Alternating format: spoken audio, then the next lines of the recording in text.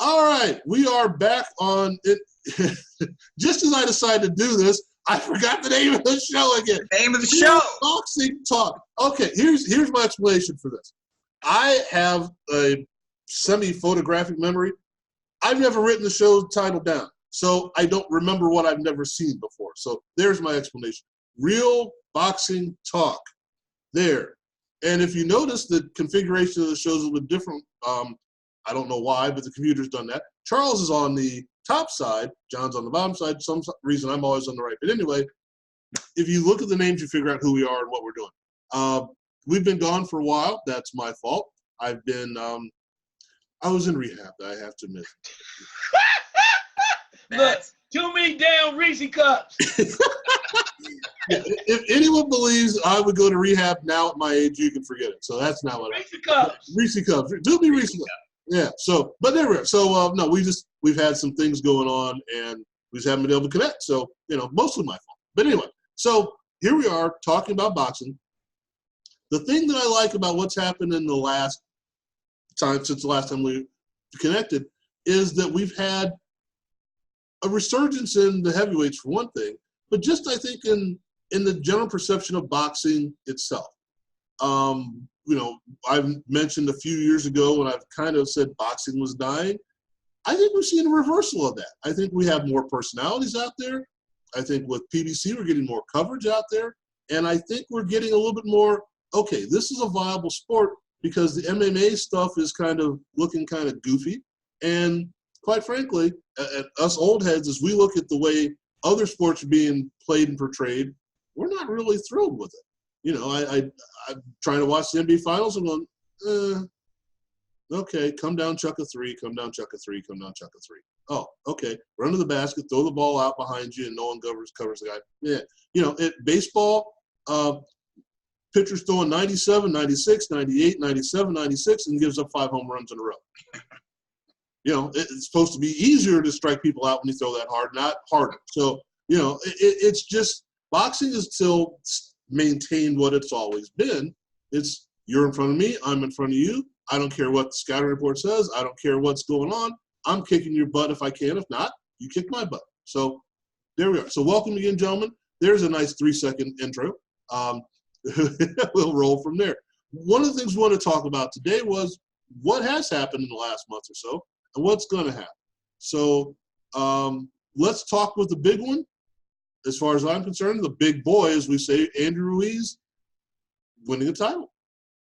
Guys, what do you think? Charles, what do you think? Surprising, definitely. Definitely surprising. But because coming in, I had to say no one really gave this gentleman a fighting chance at all because of his weight. And a lot of it was made of that, and it was over and over, like there's no way, heck, he has a chance. But the factor that as you mentioned, having hindsight, looking back on it, the factor that he had only lost one fight before, so he only had one loss should say something, and he fought some decent people. But the one thing I'll say too about Joshua is I've always wondered. I mean, he got the accolades. Everybody pumped him up. They talked about him being the greatest champion. He had the belts, and then of course he could do no wrong across the pond. But as you watch this career, what I've known of him, what I've seen of him, when he fought somebody of true caliber, Klitschko, he always seemed like he was in a fight, like he was in some kind of trouble. Klitschko caught him early, had a chance to really take him down. Joshua came back in dramatic fashion. The other times when he really fought somebody, to me, of substance, he had problems with them, and they connected. And I think in this fight, there was no difference. He connected with Ruiz, and then he got touched, and Ruiz comes right back in the same round, third round, and puts him down. And then it goes on, and it's like, okay, well, 7th round, if I touch you again, I might get you. So my point of it is, it surprised me. But then after I thought about the previous matches that he was into, Joshua, that is, it didn't surprise me. Because it's like, this is the guy that literally touched him and said, well, okay, I see now that I can hurt you. And for the longest time, I have been waiting for Joshua to show me that he's the true champion that he is. And you take nothing away. He won the belts fair and square and whatnot. But the way that he's been portrayed, primarily above Deontay Wilder, truly portrayed higher, better quality fighter than he was. I'm waiting for that to happen. So we'll wait and see. Okay, John, how does this make, I know you've written a few things about this, how does this make the heavyweight division, does it skew it more than it already was, or does it crystallize, okay, now we got these three guys, where do we go from here? Well, it makes it more fun. I mean, I haven't been all impressed with any of them. I mean, I'm old, so I go back years, and they're all flawed. You know, let's be honest. It's almost like football where there's a parity thing going here, but it's competitive, which is what you need in sports. So I don't have a problem with that. I love that, actually. And I love it because how boxing goes as far as growing usually is because of the heavyweights. We all know that. I mean, the heavyweights are what put boxing on the map. You go back a million years to John L. Sullivan, first heavyweight champion, Queensberry rules. He made boxing so popular. And then James J. Corbin, and then Bob Fitzsimmons, James J. Jeffries, Jack Johnson. It just got bigger. And Jack Dempsey, heavyweight champions. We remember all those guys.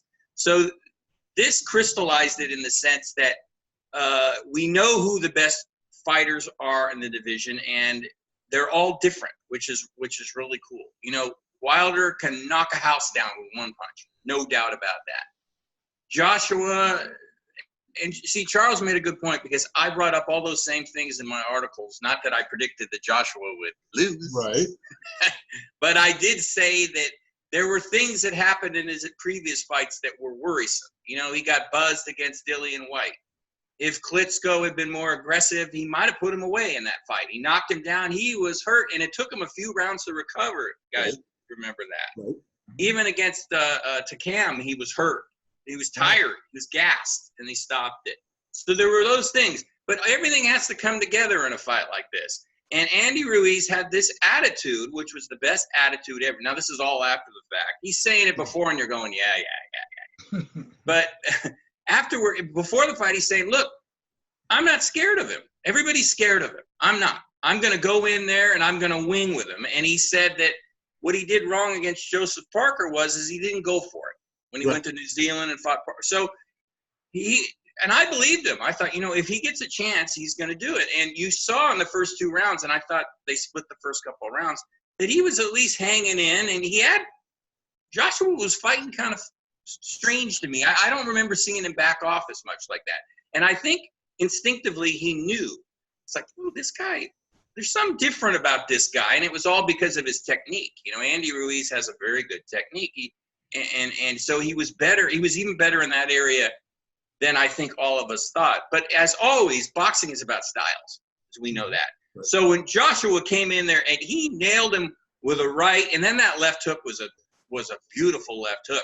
But what I notice all these weird things, and I'm sure you guys notice this, when Ruiz goes down, he's looking right at Joshua. He's looking at him like, That's what you got? Okay. Play basketball like, that was pretty good, but I'm not hurt. Yeah.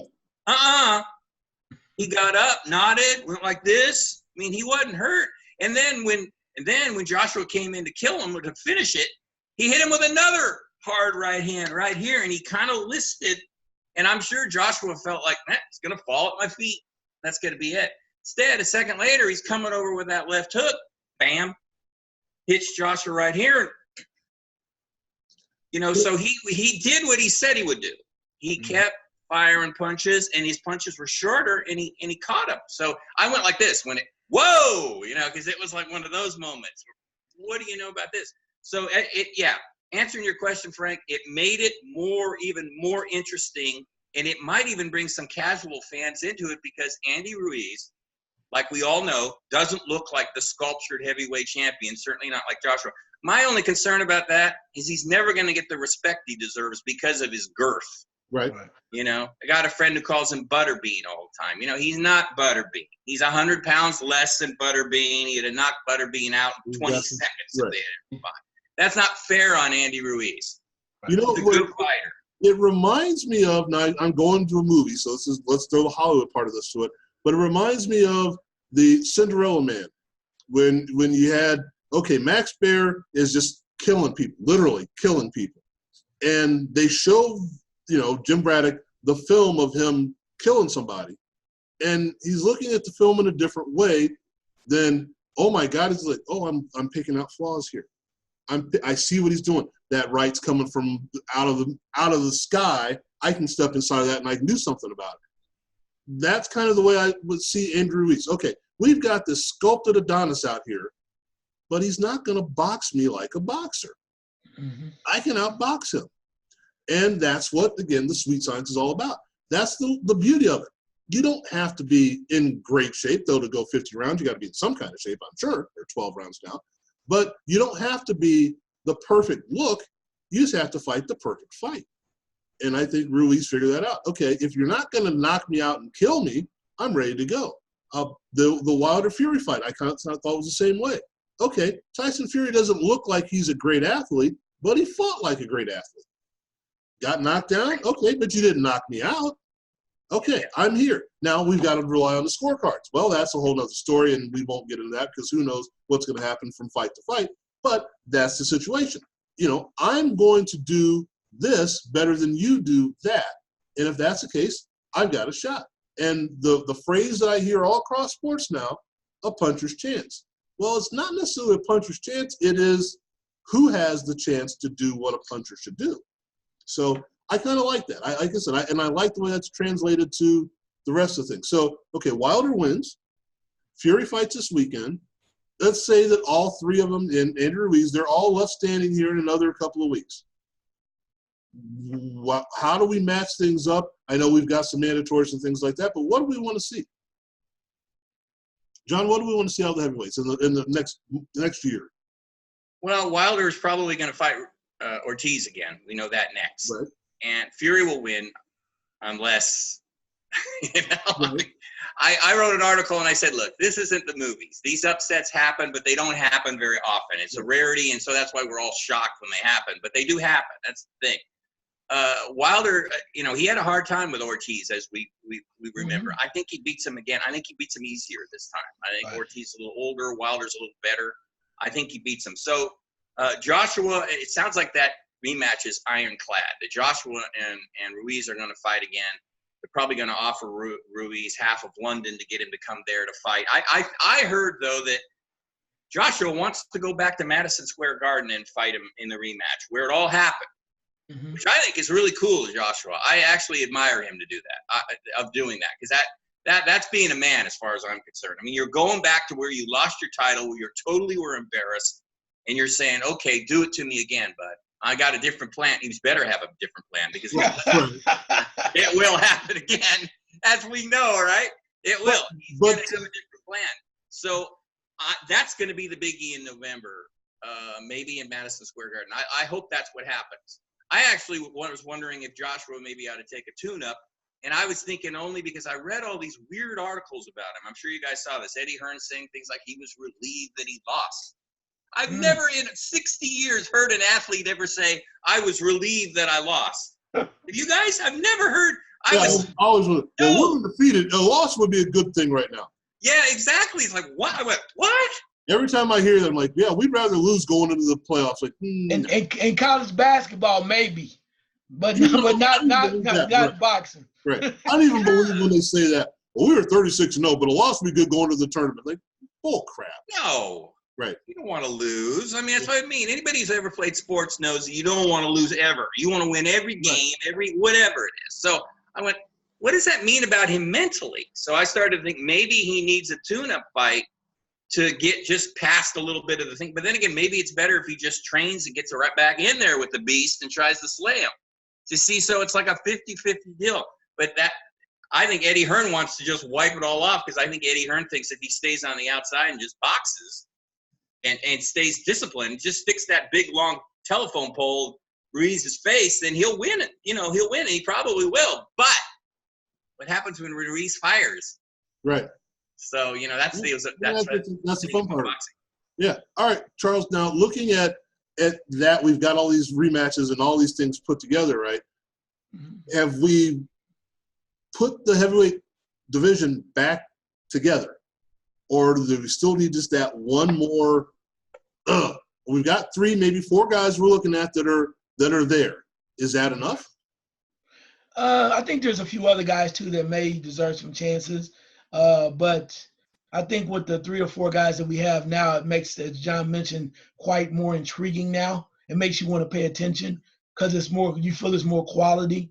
It's quality. And for a long time, it was the issue of whether or not there were enough quality, enough talent in the division to really challenge the champions. And I think there is now. And you asked about who would you really want to see next year. I know with the rematches and whatnot. One thing I would like to see, if Joshua wins the rematch and some other things happen, I want to see, this is just me, I know it's not going to happen because it's probably not a lot of money. I want to see Joshua versus Fury. I want to see that. I really want to see that. I know Wilder's talked about he's going to fight Ortiz and maybe going back after Fury. I want to see Joshua in the situation where he's frustrated and has to go against a guy who can be quite difficult in Fury, who really shows up the way he did against Wilder. I want to see that. And then I like to see the winner of that fight Wilder. I know it's going to probably play out differently, but I would like to see that because I think then we get a chance to really see what's happening. And I'll say this last but not least on this point, that I know Miller's kicking himself in the butt because him being given up that opportunity, who knows, that could have been him.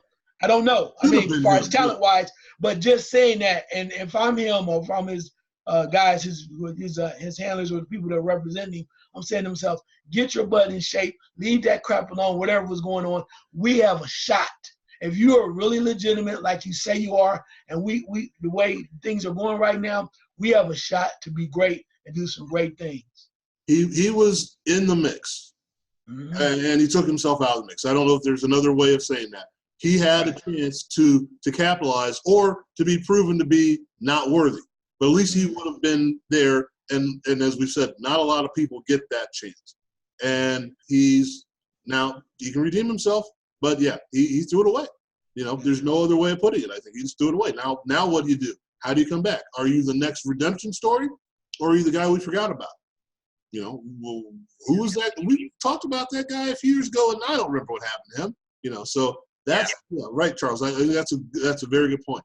You know, I think we've got it set up to where, and I like the idea of the Joshua Fury fight. I like the idea of, I think Tyson has started, even though reaching out to Joshua and all that seems to be legit, there's just a little bit of gamesmanship and all that as well, saying, of course, I understand, okay, but now I'm going to get in your head a little bit. So when you get to me, am I a nice guy or what? So, yeah, we'll see how it works out. Now, we're talking about, I don't know if this is the biggest upset in a while, but we were talking off air about upsets that we've seen. And obviously there are going to be some obvious ones. Obviously there's going to be some obvious, there's a good sense. There are going to be some obvious ones that we'll come up with. But things that happen, whether it was scoring or whatnot, that you went after the fight, you went, I didn't see that coming. So, John, what's one that sticks out to you? I've got a couple, and I know Charles got a couple. I know who you want. You don't know where I'm going to go. Heavyweights, you know, again, Rahman knocking out Lennox Lewis in 4 rounds. That one I was okay. Yeah, that shouldn't have happened, right? Exactly. I didn't see that. I actually thought that when Mike Tyson fought Holyfield the first time, that Tyson would win. I did. I didn't see that one happening. After the same thing, after the fact, I went, why didn't I see it? Because of again, it's all about styles again. Right. And then that Holyfield is just so tough, but you didn't look very good, blah, blah, blah. And let me see, Corey Sanders knocking out Vladimir Klitschko. Yeah, here's a good one, right? I didn't see that come. Shocked HBO. Jim Lampley was like, you know, we got this guy. We're going to be signing this. We're going to be cheering for this guy all the way. And you could tell he was like, what the hell just happened here to our guy? It's actually kind of funny. Like the way they cheer for their. And I like to put our guy. The house fighter, right? Yeah, the house fighter, exactly, right. But yeah, and I think Manny Pacquiao doing what he did to Oscar De La Hoya, I didn't really think. I mean, when I saw Oscar De La Hoya, I remember the weigh-in going, God, he looks. But I didn't think Pacquiao would do that to him. So that's what makes boxing so great, is that you think you know so much, and you know some, but you don't know everything. Okay. Charles, I think I know where you're going to go, but go ahead, and I'm going to go off the You script. don't know where I'm going. You always try to say that. You have no idea. I'm I going to know throw something exactly what crazy. he's going to do. You have no idea. Look, that's your intuition. I'm not going to talk about that. You have no idea. Anyway, Duran Leonard. I was surprised. I thought Leonard was Mr. Everything early on, and I know he got redemption, but the fact is that it's almost as if he lost. I wouldn't say he lost his nerve. He seemed like he got lost in the fight, and I'm looking like, wow, this is Sugar Ray Leonard that we knew as a great amateur boxer, and I thought he was really on his way. And when he lost, I was like, wow. He found out he was in with a grown man and didn't know what to do. And it really shocked me because he's been trained. He was the pretty boy, and he just seemed like he was on his way. And I know Duran was tough, but I was like, ooh. So, but yeah, that shocked me.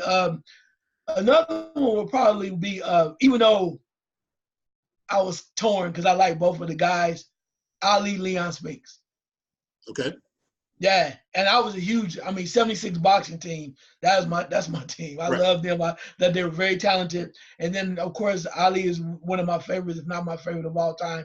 But the way that Leon Spinks came in, and Ali really just didn't, he didn't have his best bout. And it's almost as if you say, well, he didn't win because Spinks should not have won because he didn't do enough to beat the champion. But he was convincing enough. Today, it would have been a no-brainer. Back then, you literally were supposed to earn the title. So that literally surprised me a little bit. And I had to say, because even though I was a youngster back then, Ali Foreman, I'm not going to lie, because I saw what Foreman did to Frazier, and I saw what Frazier did to Ali. And I was like, that's a man, that's a big, strong man. He going to hurt our pretty boy. Yep. And the way that he came in with the rope-a-dope, and going off against and discarding what his corner even told him was amazing, which means to me shows you how much of a masterful technician he was, and that he knew what he was doing. That's why I love Ali. He wasn't just, we always talk about that one-trick pony. He's one of the first true technicians in boxing, particularly at that weight class, was amazing. So I was really blown away by the way that he did it, and to watch that Foreman Frazier knockout was like, uh-oh. It was like, right. Uh-oh. Whoa, what you happened? sure? It's like, are you sure? Yeah. I don't want to see that again, right? Okay, I've got one for you because I'm going to go to actually what was happening during the fight. And then suddenly it just completely changed. Greg Page, Mike Weaver. As you're watching the fight, you're thinking there is no way there's any other outcome other than what it should be because it was a dominant fight. And then what was it, like 18 seconds left or something like that? Suddenly, what? First of all, why are you in position to get hit? Mm-hmm. And then you get hit and like it suddenly just changed. And that to me is, again, the puncher's chance thing.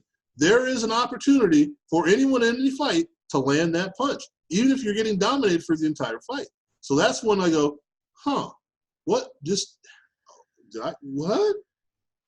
Other one that I see was Pernell Whitaker and De La Hoya. Because I saw Pernell Whitaker winning the fight, though he didn't win the fight, and it wasn't even as close as I would have thought it was.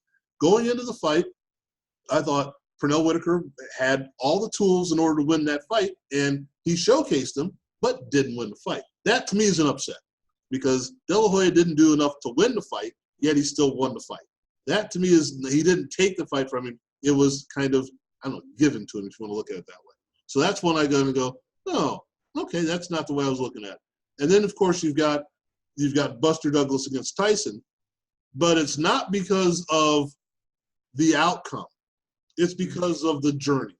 It's because of what we saw Mike Tyson being and how he just decimated everyone in front of him. And then we look back and realize that he wasn't Mike Tyson in that fight. Okay.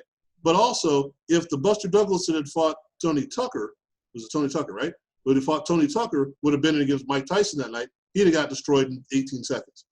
Mm-hmm. So the fact that we weren't sure what was going to happen and who was going to be in the ring from both of them.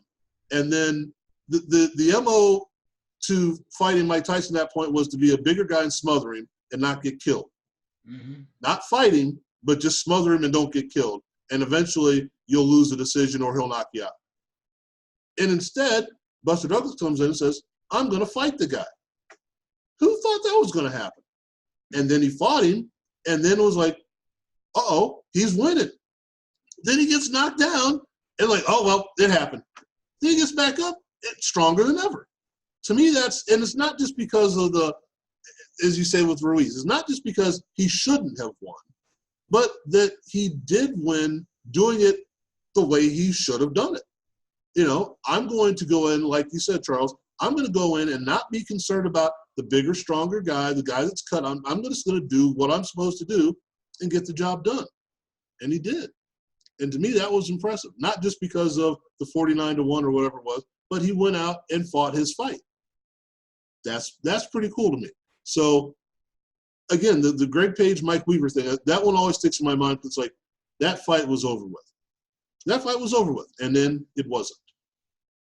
There's one other one, if I can throw in, that blew me away. I never saw it. I had an idea, and I went back and looked again, and I'm still going, well, it's your fault because you didn't finish it out, but I still, to this day, I'm shaking my head, probably like you are with Hagler and Leonard. But and that's Oscar De La Hoya and Felix Trinidad. I'm telling you, man. Right. I'm sitting there going like, no way in hell he won that fight. I'm like, what? Oh, man, that threw me for a loop. And it just dropped in my head, but I only getting half of it. Who did Mildred Taylor get knocked out by with like 3 seconds left in the fight? Chavez, right. Okay, right. Yeah. That was another one. It was like that fight was done, and then it wasn't done. So that to me is what this is all about. You go out there and you can be done. You've got to end the fight. And sometimes, that's the stick and move, stay away. I ain't gonna be no rematch. Then you go after the guy and you take him out. That to me is exciting. That's why I think when we watch these fights, we're going, okay, it's over. No, it's not over. It may look like it's over, but it's not over. Unless you're watching a Roy Jones fight or something where he's just going to run around and you're not going to touch him anymore. Or a Mayweather fight's like, okay, you don't have a chance of ever even hitting him, so you're not going to knock him out if you can't hit him. That's a different story. But you get some of these guys out there like, let's just slug it out, see what happens. So, that's my take on that part. And I think that the fun of it is when you see this happen, you go, I'll look again. Looking at the poster behind you, Charles, the Canelo-Jacobs fight. Mm-hmm. Did we honestly think that Jacobs had a chance? I did. I want to say I thought he had a chance, but the one thing that I had a problem with, and I thought that would kind of deter me from believing that he did, was I was so used to watching him be a safe fighter. Okay. And I say that the same thing when he fought Triple G, he was safe. And in this fight, it's like he had some rounds. Some people thought he actually won a lot of rounds, but it's like he didn't do enough to win like he really wanted it. It was like, I'm kind of glad to be here. I got my money. He said the right things afterwards. Man, I never been on this stage before, blah, blah, blah. But I'm like, damn, dude, didn't you want to win? Right. And that's the point I'm making. And when the fight was made, I thought he had a chance. In the lead up to the fight, I went, I don't think he wants to win. He just wants to be here, show up, like I said, show up on the big stage, cash the paycheck. Not to say he doesn't want to try and win, but right. He doesn't want to go to that place where, looking at what's behind you, John, they went to. Foreman Ali. Well, yeah, see, that's what you're saying. A guy has the skills. He's got the skills like Danny Jacobs, but will he go as far as he needs to? He needs to go to win. Right. Talking about that, yeah, that's my right. favorite upset. By the way, I was 16 years old when Ali won that, and that was a rejoice. 2:30 in the morning, I'm running around in my house because I couldn't sleep, screaming at the top of my lungs. And actually, a month before that, I had actually watched George Foreman sparring in Pleasanton, where I lived. He was knocking out his sparring partners, and you guys know all this. You've seen him hit the heavy bag. I'd never seen anybody hit a heavy bag like that. Our whole basketball team was there. The coach took us over there because our gym was right there. We sat in the bleachers, and there's George Foreman. He knocks out George Scrap Iron Johnson in like one round and they're sparring. And then he's hitting the heavy bag and poor Dick Sadler's trying to hold it. And every time George is doing his, he's going like this, waiting. And we're all going, oh, that, Sandy Sadler's there. I mean, this was an incredible, and of course, Howard Cosell shows up and everybody. Oh, wow. I mean, it was just an incredible experience for a kid. But I'm thinking about all that, and everybody's telling me that Ali's going to get killed. And I was worried, even though I had bet money that he was going to win. I had a feeling that if anybody could figure out a way. Always bet the dog, right. Yeah, he had that, in there. And George didn't have that. And he was doing the same thing in a sense as Andy Ruiz. It was like, look, I'm not scared of you. Right. If you remember in the first round, he came right out and started throwing lead right hands at him. And George was like, what's this? Nobody's supposed to be running, right? Yeah. Exactly. So Ali had that mentality. There was never a doubt, even though when he was younger, I remember, he was a pretty boy and everybody, and people would say, he's that tough. There was never a doubt that Ali had that depth of character or whatever it is that most people don't have, to go to hell to win. Mm-hmm. He would die to win. Like I say it, he'd do it. So he showed it a number of times, and he really showed it in that fight. Well, here's what we were talking about off air about, revisionist history. When you look back at Ali Liston, for example, you can't believe anyone bet on Liston. But when you look at the lead up, you go, well, I understand why no one bet on Ali, because Liston was just the big bear and he was going to hurt him. And this, this puffed up light heavy is going to try and come in here and dance around and not engage. Whoops, that's not what happened. I mean, he was too fast, way too fast. And that's just scary how much more skill he had than Liston. Because at that point, you've got just went out of my head. You've got Liston, you've got Patterson, you've got you don't have a lot of go in there, stick your nose in there, get the job done, and you got a guy come out here dancing and flicking jabs. What? Well, he can't last. He can't do that for 12 rounds or 15 rounds. He didn't have to. That's what you see. So when we start looking at again those, when you both came on the screen, I went, okay, we've got two different things here that make sense here. So when you start seeing those things, to me, that's what we enjoy about boxing. We start seeing a little bit here, a little bit there, and we'll try and categorize somewhere down the future our favorite fights and why, because we all have different ones that just jump out at us. We all have things that we remember for various different reasons, whether they're good or bad. Charles is going to look at me and say he's talking about the Sugar Ray fight against Hagler again. But we're gonna see a couple things here and there. The action fights that this shouldn't happen. Another one I want to throw in there. I don't know if I want to call it an upset or not, but just the way it ended was Hagler Hearns. Because I don't know that I expected it to be that fast and furious and to end the way it did. Maybe I expected it to end the way it did, but I expected it to go at least another 5-6 rounds. But I just saw the first round a couple of weeks ago and went, that's not what was supposed to happen. Because Hagler didn't start like that. And Hearns was supposed to be measuring him to load up and get the one shot. That's what I thought was going to happen. And when you see the way they started that fight, like, oh my goodness, this is going to be great, but it ain't going to last that long.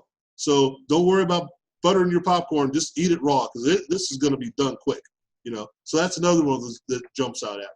And then, you start looking at the landscape of what's happening, and we're starting to get good fights again. We're not getting boxing matches. We're getting good fights. So I'm impressed with that. I'm impressed with the heavyweights as we're talking about. Again, Charles, has mentioned the pound for pounds and looking at that welterweight division. How are we going to recover from Mayweather? Well, we got Bud Crawford, we got Errol Spence, we got blah, blah, blah, blah, blah. Okay, that's how we did that. So I think we're in good shape here as far as moving forward. But we'll end on this note. What is the fight we're looking forward to the most in the next 6 months? John, what's the fight that you're going, this is the fight, this is the must-see pay-per-view, I got to watch this fight? Well, I really wanted to see Wilder and Fury again, but I don't think it's going to happen in the next 6 months. The thing what you were saying, I was thinking was the promoters a lot of times just need to get out of the freaking way. You know, they need to return boxing to the way it used to be. I sound like an old grouch, and I am, because the best need to fight the best. That's why we love boxing. Don't wait until something like this happens with Joshua. You know, you're gambling, and this is what happens sometimes. There's a part of me that gets it. But you lose fans when you do that, because a lot of times when the fight finally happens, it's anticlimactic. So I think it's fine as long as they win, and I think they will. They'll fight in they better fight in 2020. They better not wait any longer. And I think they both want to fight each other. I do. I know Wilder does. Wilder fight anybody. No doubt about that. So there's been a lot of talk of Canelo and Triple G again. I actually don't think Canelo really wants to fight Triple G. Some of the things Oscar De La Hoya has been saying, I just shake my head, because I remember when I interviewed him and he was saying that he wasn't going to be a typical promoter. He is a typical promoter. Just, yeah, right. You know, and he's worse in some respects because he said he wouldn't be, and I hate that when people do that. It's like, John, we're trying to get credentials next time, brother. Come on now. I know somebody who can get piss off the promoters. That's right. I can't help that.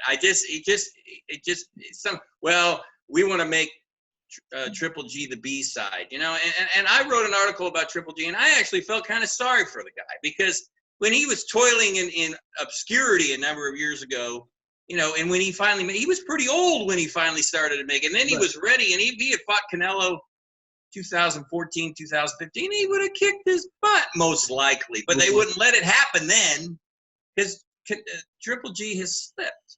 So I would say I'm not really looking forward to a third fight. I am kind of looking forward, this is kind of a strange one, I'm looking forward to next month's fight between Pacquiao and Keith Thurman. Yeah. I think that one is very intriguing. Yes. I think that's a very intriguing fight. I can't wait to write about it, talk about it, do whatever we're going to do, because you got the old man, supposedly at 40. You got the young, intelligent, articulate Keith Thurman, who we've had on the Ringside Boxing Show, and he's great. But he didn't look all that hot against Josito Lopez. And you know that's what Pacquiao was thinking. Pacquiao was like, well, I'm not going to fight Errol Spence. He's too young, he's too strong, he's too everything. Well, this guy got hurt by this middle-of-the-road guy. I got a shot here, and he's got a good shot. Right. And Keith has got to be at his best to win this fight. You would think he's going to win. I would give him the edge, but again, it's all about styles, as we know. That's what I was that one really got me intrigued, Frank. Right. Charles, what are you looking for? Yeah, I like that I like the Keith Thurman and Manny Pacquiao. From the standpoint of, as you mentioned, Pacquiao's fought a lot of tough guys, man. And even when he lost to Mayweather, I mean, you just thought maybe. And I think that Thurman should not take his experience lightly. He's been in there. I mean, you think he fought Marquez 5 times, and Marquez is a beast, man. He's such a tough dude. And I think Pacquiao, when he said, you know, you take me lightly, I'm coming for you. If Thurman's not on, man, I'm telling you, and Pacquiao's right, he can come out and make some things happen. But the one fight that fights I want to see, but I think the one fight, if it does happen, I'm going to be intrigued by it, because we're going to find out which guy shows up, and that is Danny Garcia versus Mikey Garcia. I want to see that fight. Yes, exactly. I want that because I think Mikey Garcia, with a guy that might be about, you know, maybe not so much bigger than him, and then he can throw his hands, and then if Danny Garcia come off slow like he has, not his last fight, but in previous fights, Mikey Garcia might have a little something for him. Right. So I'm quite intrigued about that one. Yeah, that's a nice setup, and that's and that's where, again, we've got enough guys within 10 pounds of each other that they can throw these things out there. It's going to look pretty good. Yeah, that's where I was going to go as well. That's something I'm looking forward to. I'm also looking forward to hopefully someone going after Lomachenko and going, I'm going to shut this guy down. I don't know if it's coming yet. But, I mean, look, no disrespect to him at all. No, he's none. beating all comers. Yeah, he's beating all comers. But I want someone to go, I watched the film. I looked at the tape. I figured it out.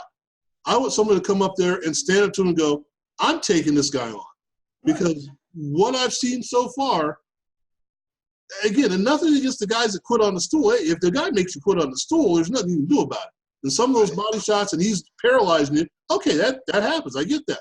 But I want somebody to say, I got him figured out. I'm going to stand up to him. I'm going to go after him. Lopez is saying that, Frank. Lopez and his dad is saying they're going to whoop his butt. They got it figured. Let's see it.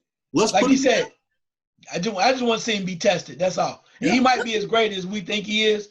I just want to see him really tested. And if he's that great, then I'll be the first one to go, I misjudged you. I'm sorry. I was wrong. But it just seems too easy. Well, it does. And that was always my problem with Floyd Mayweather Jr. Like, somebody make him work a little bit here. And look, I don't mind greatness. Don't mind it at all. But somebody make him prove he's great. Right. Well, Ricky Hatton got his butt kicked before he got off the boat. No offense to anybody, but you know what I'm trying to say though. Go, let's have somebody stand up to Lomo and go, all right, you got to take me out because I'm not going to just let you do it. Well, Linares gave him a tough fight, Frank. Right. Yeah. Linares knocked him down, and he was right there. Yeah. So I'm not saying it hasn't happened, but it's just after a while, it's like, no, okay. Yeah, I hear you. I know where I'm going there. Yeah. So I want to see. Yeah, I want some, and I'm not saying I want him to lose. I'm just saying I want someone to really go after him. That is the next fight to me because I think we've given him pound for pound. I don't know about too easily, but it's just okay. Let him prove it against somebody that he has to prove it against. That's all, But like Charles said, yes, let's go. And I think Mikey and Danny, I think that's going to be, I don't know how you promote that. It's not for the world title. It's for the name Garcia. Whatever. How you ever go about that? I think it's great. And then Thurman Pacquiao. Look, I'm a Keith Thurman guy, and I think Keith Thurman showed some ring rust. He had some time off, and he didn't look as good as he did against Porter. He didn't look as good as he has in other fights, and part of that is Lopez isn't a chump. No. Was not a chump. He was ready. Lopez was really ready. Well, yeah. that was probably his last big shot. Yeah, and he went for it. Yeah. So all credit to Lopez. Yeah. So and again, we're going to we threw dirt on Pacquiao 6-7 years ago. At least I did. I mean, I'll admit it. It's like no, it's not happening. Well, actually, we threw dirt on him after the first Marquez fight. Well, that's all he's got. So Charles and I we went, well, okay, can he do more than just throw that one punch? Yes, he can. So he's crafty. He's going to figure some stuff out. Let's see where he goes from there. That's going to be a heck of a fight. Plus, we've got again the heavyweights. We've got the next rounds of who does Errol Spence fight, who does Terrence Crawford fight, who does this one fight, who does that one fight. Triple G. We've got Canelo. We've got a bunch of things out there that I think we've got marquee fights. Now, I'm going to ask you one thing in closing. One thing, because it just occurred to me is, John, you said something. Would we rather see the champion fight the up-and-comer or the middle-of-the-road guy? Would rather see him in rematch 2, rematch 3, rematch 4? Like Charles said, we had 5 Marquez-Pacquiao fights. Is that a good thing or a bad thing? As opposed to the promoters keeping these guys away from each other. Let's throw them together and fight a series of fights. What would you rather see, Charles? I think it depends on the talent because I think there's only few fighters. Your book, John, on that trilogy. I mean, that was amazing. That was worthwhile watching. Then also you throw Pacquiao, Marquez. All 5 fights were worthwhile watching. Triple G and Canelo, not worthwhile watching. It's not on that level. Okay. But so depending on the talent, like for instance, I'd like to see Canelo versus Errol Spence Jr. I'd like to see Triple G fight the Charlo brother. I want to because I think the level of skill and talent makes me want to see younger versus older instead of rematch. Because I think we just take it for granted that just because they're older, that it's going to be a better fight. No, I think we need to really be very careful in recognizing that those legacy, those special fights that are repeated are not just everybody. Every time somebody fights again, it's not special. Right. There are special ones that you should only say, yeah, we want to see this again. And if Triple G is not going to get a decision, then why are we watching it? Right. Yeah, why are we watching it? John, what do you think? Yeah, I pretty much agree. I mean, because rematches are like movie sequels. You know, how many of the second movies are as good as the first? You know, it's almost never. You have like Pacquiao and Marquez. I mean, those guys, they could have fought 10 times and it would have been like that. I mean, that was just their styles, their hunger, their desire to win, their competitive fire, all that stuff. And they're just like, bam. But then if you look back in history, rematches, you know, like I go way back. I think about when Joe Louis and Billy Conn fought that great fight in 1941. Then they fought the rematch 5 years later. They were best friends by then, too. It was nothing. Right. It was nothing. It was and then Rocky Marciano and Jersey Joe Walcott, right? They fought that great. They fight a year later. It goes one round. Right. So it's like that. But promoters look at it like movie producers. They look at it like, hey, sequel, that's money in the bank, baby. We got it. People are going to want to see it. I agree with Charles. I don't want to see another Canelo Triple G fight because I don't think he can get a decision either. I just don't think it happens. And that's just dead wrong. But I hope that actually it doesn't happen. I want to see the new guys. I want to see somebody, even Andre against Triple G. I think that would be a good fight. You know, he deserves a shot at one of the big names, doesn't he? He's been around for a while. Yeah. So let's see some of the new blood. Instead of the retread and redo and rematch and all that, let's see what these other guys can do. And that keeps the sport fresh. Mm-hmm. So that's where I am. Well, you know, I love ski school too. So I'm going to kind of back off of that, or Weekend at Bernie's the second or whatever. Meatballs too, yes, Frank. I know. Meatballs too, exactly. But okay, and I kind of thought that's where we were going to go, but I will give you one that hasn't been talked about in my recollection that much that I would like to see, if or when, depending upon how you look at it. Thurman beats Pacquiao. I would like to see Thurman Porter 2. I like the first one enough that I'd like to see that one again. If Sean Porter is going to be at that level, and I mean, because I think Porter, I don't know, I wouldn't say that he won the fight, but he was in good enough shape that he could have. Really close. Yeah. So if he can find that again, that puts him, he's in the mix, but that really puts him in the mix with the rest of that division. So it's like the first time you really saw Thurman back up. I've never saw him back up before. Right. So that's one that I look at and go, that one I think deserved to be fought again. You know, maybe it should have been fought a couple of years ago, but I think that one deserved to be redone. There aren't a lot of my Porter might fight Errol Spence, right? I mean, that's the talk. That's the talk, right? So, but you know, we'll fight see. anybody. It's another one. Fight anybody. Yeah, I mean, I'm just with that one because I think that the reason why Errol Spence is really enjoying it because Porter wasn't the last fight. He really was. He wasn't that exciting, and I think that he has flashes, and if he doesn't come correct with Errol Spence Jr., he can have it could be a long night. Yeah. Right. Well, and that's the thing of how long, how many fights do you have, how many years do you have? Did he shoot his shot against Thurman? You know, if does he still have it in him? Can he still dial it up to that point? And if he can, I think the natural thing would be, okay, Thurman beats Pacquiao. If Porter beats Spence, not saying it's going to happen if he does, then the next thing would be to put those two back together. Easy time. Look.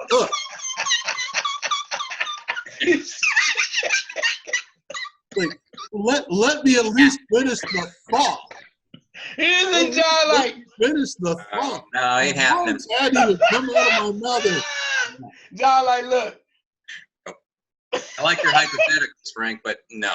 That reminded me when my dad was telling me to do something, I'm trying to explain to him why I wasn't going to do it the way he wanted me to do it. It's like, don't even bother finishing that. There's nothing you can say that's going to make enough sense for me to go, you're wrong. But see, I want to see Errol Spence get tested a little bit too. That's what I'm looking for. Exactly. Same like Lomo. I want to see some guy take a couple of his shots and go, let's do this. I want to see that. I don't know if it's going to happen because he hits so hard. He's so heavy-handed. But he's going to meet somebody someday who's going to take his shots and fire back at him and not crumble. So that's what you always want to see, that when you got a really good fighter. You want to see what happens when he gets taken a little further than usual, gets out of his comfort zone. That's right. This is, and I know where Charles. I think I know where Charles is going to go with this. This is, so I'm going to steal his thunder. This is where the styles make fights come into play. Mm-hmm. Spence Crawford. I don't know. I don't know how that plays out. I'd have to really sit down and think. I don't know how that plays out. That one is really intriguing. Whoa. Yeah, because you get to find out what they're both made of. Right. And you talk about strategy. Crawford always says he's not afraid. He has this, that, and that. But then Spence is like, that sounds good, but you never been in the ring like me before either. So I think the two of them coming together, who both can have been dominant at times, and really, I think it's probably one of the best fights that can be made out there. I think it'd be very exciting. And as much as I like Spence and I like Crawford, it'd be a toss-up. I wouldn't know. I mean, I don't even know how to look at it right now, because I'm looking, okay, Crawford's going to come in southpaw, orthodox, and Spencer would say, your face is in the same spot, isn't it? Yeah. I really don't care where your hands are. Your head's in the same spot. I'm going to hit you. So, that's when I'd really have to sit down and really evaluate what they've done, because off the top of my head, I have no idea. Frank, if that one ends up in Vegas, we're all going. Just saying that. We'll camp out on the curve. Charles gave me the thumbs up. We're all going. Look, I'm coming for that one. So that one is talking about a super fight. I mean, I'm gonna call the police and tell them what's gonna happen right now. If I see somebody walking in with tickets, they're getting hijacked, and we're going in. We're taking their tickets. This is the way it's gonna happen. So, come here, give me those. Yeah, that's the way it's gonna work. Okay, now moving forward, and again, this is something we've been trying to get consistently, and it's my fault. Moving forward, what do we want to tackle next? What do you think the 8 people that watch this want to see? John? Me? Oh. Yeah. I'm just open for them. I actually thought that our viewers grew from the 8 people to like 16 the last time. Oh, right? Okay. So we've doubled. We've got 100% greater viewership. That's in the press release. I actually, it's hard to figure people now, because you've got your diehards like us, and then you got your peripheral people. But I do, like we been saying at the beginning of the show, I think the heavyweights being more interesting does really help boxing. I do. And I hope that they play it up big, which they're trying to do. And Fury is doing his thing. I mean, the guy's a boxer promoter. He's hilarious. I actually didn't like him for a while. Now I just think he's funny, and I just ignore some of his antics. And I think he's actually pretty clever, I'll say, at what he's doing. Exactly. But I think that brings the interest, because they're big heavyweights are like home run hitters in baseball. I mean, you everybody knows this. You go to a baseball game, most people, when the home run hitter gets you get very interested, right? You do. When there's a doubles guy, it's like, yeah, but home run hitters, and Fury's not a home run hitter, but his mouth is. Right. You got Wilder. Wilder's the biggest home run hitter, obviously, and Joshua is a little bit of a mystery now. See, so you've got 3 guys that it's all like, let me see what's going to happen here. So that makes it a mystery, which we love, and we're not sure who's going to win, which is intriguing. So that they have to build it on that. That's what I would do to try to bring more people. I mean, I've never believed that whole thing about boxing being dead, Frank. I always thought that was hilarious. You go to Texas and you sell 50,000 tickets to boxing, like it's nothing. So it's not that. It's just not like it was with Muhammad Ali and Mike Tyson and all that. That's the difference in Floyd Mayweather. So you kind of go, but it can come up again, and I believe with the heavyweights right now, it will lift the sport up in a popularity way. I'm going to be made to regret that statement for the rest of my life. All right, now, Charles, again, I think I know you well enough. No, I'm not going to say that. Go ahead. I'm just kidding. I'm joking on that one. Go ahead. What do you think? I think just more or less like giving people more of the insight, man, because I think that's what's key. Because you have a lot of people that are talking about, well, that thing's just going to happen. I mean, I love what John does, and I think the three of us coming together really provides different perspective. And I think that's what a lot of people are looking for, because nobody's going to tell you that. They're going to tell you, oh, I love Sean Porter. Sean Porter this and that. Nobody's going to tell you that, hey, if he gets in the ring with the wrong guy, this situation can happen, because it's all about styles and things like that. Nobody's really going to talk to you about getting to the point of having Canelo face Errol Spence Jr. Right. You know, things like that. And I think that's what people are really looking for. And I think even to the point of being able to break down a fight, the fight that I would love to see between Gervonta Davis and Tevin Farmer. I mean, stuff like that. Those are things that true boxing fans and people that start to really understand that, hey, I didn't know who the hell that was until they mentioned it on their show. Right, like Frank, right. when I talked to you about Manny Pacquiao. I was like, man, I don't know who the hell this is, but these little dudes is banging. And then now they end up both being legendary Hall of Fame fighters. Right. Two little dudes. That's all I can tell you. Dudes, These little dudes banging. And he's like, I said, turn on this TV. And later, I'm watching all of their fights after that. They're legendary, and they're both Hall of Famers. That to me is how, if I was a boxing fan, which I am, or somebody was just kind of getting into it, and I was watching the show like this, that was what I would want to see. I want us to inform them, kind of give them the true skinny, because there's always a lot of, let's just keep it real. And if somebody likes it, great. And if that means that costs us a couple credentials, hell, we ain't in yet anyway. So let's that costs anything yet, right? There you go.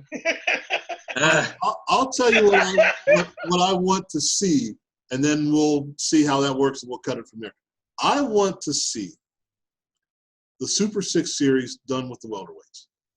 I want to see that and spread out over the next year and a half, 2 years, whatever. That's what I want to see. Now, if someone puts that together, I want to be in the middle of that, because there are stories to be told. There are stories, people to talk to about that. All of the trainers that are involved in that, everything that we could possibly talk about, we could do a year's worth of shows just on that. But if someone puts that together, because I never thought it would happen the way it happened the first time. You really got that? Wow, okay. And this is the group now that would be perfect for. If they were to do that, we would need credentials. We could sit here and talk off the cuff the entire time. So if someone were, if you're listening, Mr. Promoter. What's our guy who used to work with De La Hoya? The second-hand man that did everything. Now he's working. Richard Schaefer? Yeah. Schaefer. Yeah. Put something in. Eddie Hearn, if you're listening, put something in. He can get that done. Yeah, Richard Schaefer. Yeah, he did this one, and it's been great. Regis Prograis is going to fight Josh Taylor. That's one that slipped my mind. I'm really looking forward to that one. The Rougarou against Josh Taylor. That is going to be great. My only thing is, though, and I'm going to say this one time. I know I'm going to catch hell for it for those that like the situation. Ladies and gentlemen, if you're a boxing fan, this is just Charles saying this. This is not John. This is not Frank saying this. I'm going to tell you, don't buy into all the hype that you hear about one promoter versus another promoter. That's all I'm going to say to you. Because some people say, well, he got all the fighters. He don't want anybody to fight such and such and such. But malarkey and bull crap. All I know is when we wanted to see Floyd Mayweather and Manny Pacquiao, the promoters got in the way. And Floyd and Manny got together and said, you know what? You can make this. I can make this. Let's make this happen. So I am so tired of people backing up these promoters and saying whatever they are about one another, when truthfully, if they want the fights to happen because it makes sense for the boxing community and the boxing world, let's make it happen. Because most of the promoters, we know, nobody's without sin, and all of them have duped a fighter or two. So let's keep that 100, shall we? Totally agree. Totally agree. So I said at the beginning, get out of the way, the promoters. Just get out of the way and let the guys fight. That would obviously help a lot too. Okay. They won't, because they want to fill their pockets. Opinions espoused by Mr. Farmer are not endorsed by Golf and our unnamed sponsors. but I agreed. So Yeah, Acceptance, yeah. call So, me, baby. I know you. Acceptance gonna be my next sponsor. Call me. oh, it's gonna be sponsored by Depends here pretty soon. But you're right. That's you, not me. I got another 20 years. but the idea is, again, the idea is, okay, as we're looking at, and it may just be the three people in this room, but as we're looking at it, if you put together a good fight, that will beget other good fights. If you try and keep people away from each other, then you end up keeping more people away from each other. Because if you're not going to fight this guy, then you're not going to fight that guy, then you've got three people off to the side that no one's going to fight. And then you get these, and no offense to Josecito Lopez, but that's the fight you get. Again, deserving of a shot, don't get me wrong, but that's not the fight we should have seen. And that's just the first thing that came to mind. I'm not saying that was wrong. I'm just saying, as you said, John, that was maybe a fight he wasn't going to win. So why put him in there? It was a tune-up fight for Keith Thurman, basically, what it was, right? So Okay, here is my analogy. I was watching track and field the other day. Why do they have the rabbits run in the Diamond Series and in all these other events, but when you get to the Olympics, everyone's trying to win? Who's the rabbit in the Olympics when it's the big title that they're trying to win?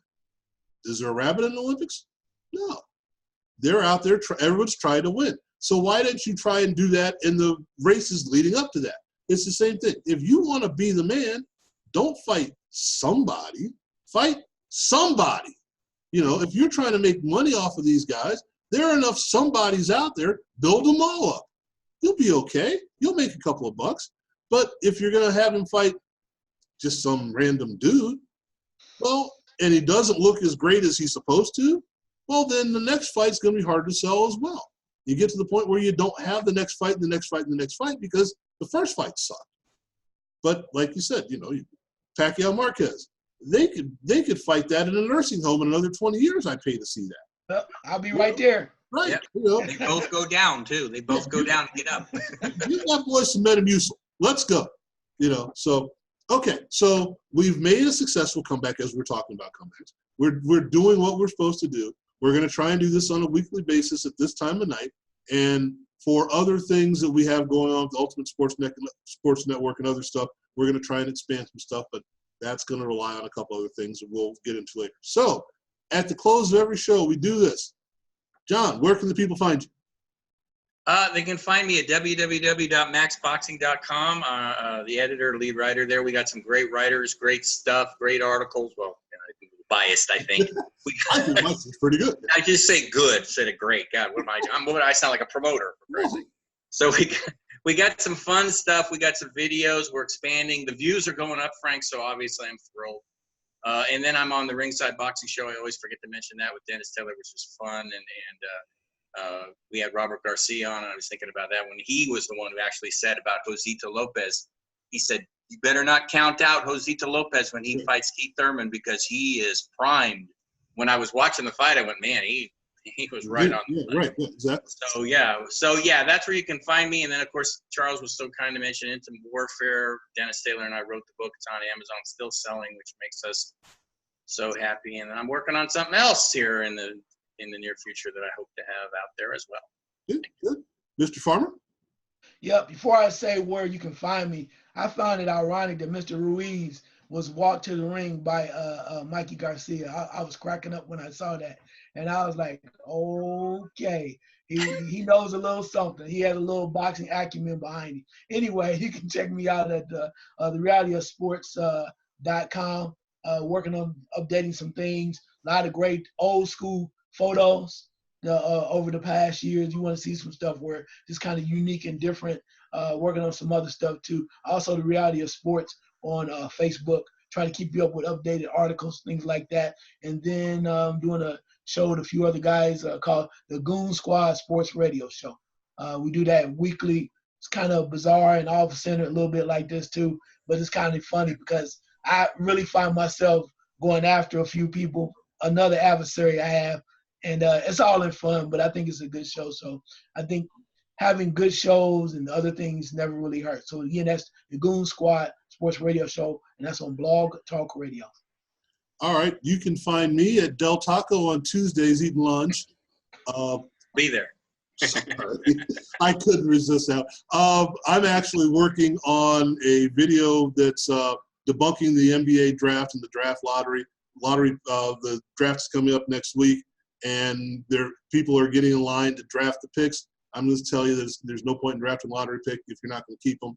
Blah blah blah blah. I've talked about the story before. I'm actually putting it together in video form. So I'm going to be the most hated person from NBA circles in the next couple of weeks. So that's what I'm looking for. Twitter, OneUSN, Facebook, all the Ultimate Sports Network pages, all the fun stuff we talk about. Nothing's changed. We're out there. So come take a look. We're here. We're having fun. Getting ready to watch some Game 7, some hockey, see what happens from there. And we're going to get back to it next week. So, gentlemen, thanks again. It's always a pleasure. Sometimes it's a struggle, but that's because of getting it put together. Not a struggle in a bad way. It's a struggle in a good way. It's a fight, which is what we like. You know, we like to kind of butt heads a little bit, but also we're doing it in, like Charles said, in good fun. So we're having fun. So, folks, enjoy it. We're gonna be here. We're gonna expand the network. We're gonna add some more stuff. We're gonna talk some tennis, some golf, all kinds of fun stuff. You know, if you like it, great. If you don't, don't tell anybody. Thanks, guys. But is this the zone? I'm sorry. My bad. Really.